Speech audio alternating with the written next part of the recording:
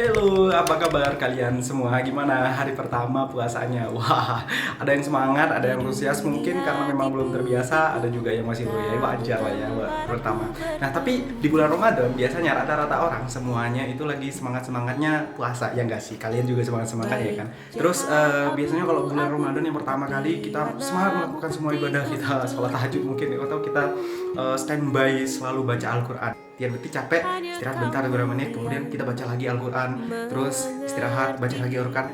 Jadi aku doain semoga istiqomah, semoga konsisten ya. Aku doain semoga konsisten teman-teman semua melakukan amal ibadah di bulan suci ini, di bulan yang penuh dengan keberkahan ini, di bulan yang dimana ini ada 1 tahun sekali dan jangan jarang banget. Semoga teman-teman bisa semua memaksimalkan dari sini. Oke, day pertama hari ini apa yang pengen aku sampaikan adalah bagaimana tentang Islam sebagai agama itu tidak muluk-muluk tentang bagaimana akhirat doang. Biasanya kita lihat, oh kamu dikit-dikit bawa agama, dikit ada agama gitu.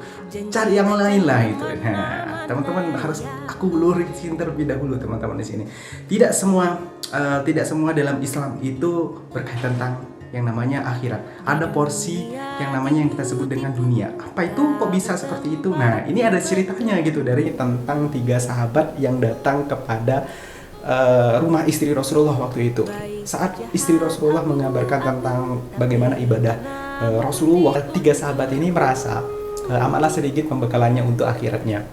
Lalu mereka berkata, di manakah kita jika dibandingkan dengan ibadah Rasulullah gitu. Lanjut dari salah satu para sahabat berkata demikian. Padahal beliau adalah hamba yang telah dijamin mendapat yang namanya suatu pengampunan, baik yang telah lalu maupun yang masa mendatang. Lalu kemudian orang pertama mereka berkata, aku akan melakukan sholat malam dan terus menerus selama hidupku. Orang muda menyambut dan berkata juga, sahabat yang kedua ini, adapun aku akan berpuasa setiap hari sepanjang tahun tanpa kurang 1 hari pun. Orang ketiga bilang juga gitu, aku pun demikian. Itu kata orang tiga, aku akan menjauhi yang namanya perempuan dan tidak akan menikah selama hidupku. Tak lama setelah kemudian perbincangan 3 sahabat itu, Rasulullah datang menyambangi mereka bertiga. Lalu kemudian Rasulullah berkata dan bersabda, wahai kalian yang mengatakan begini dan begitu, bukankah aku termasuk hamba yang takut? Bukankah aku termasuk hamba yang kemudian takwa kepadanya? Meskipun demikian, aku juga berpuasa dan menikahi wanita. Siapa yang tidak menyukai sunnahku, maka ia bukan golonganku. Riwayat ini banyak sekali yang namanya hikmah pelajaran yang bisa kita ambil. Lihatlah Nabi kita, Rasulullah Muhammad SAW mengajarkan tentang keseimbangan dunia dan akhiratnya.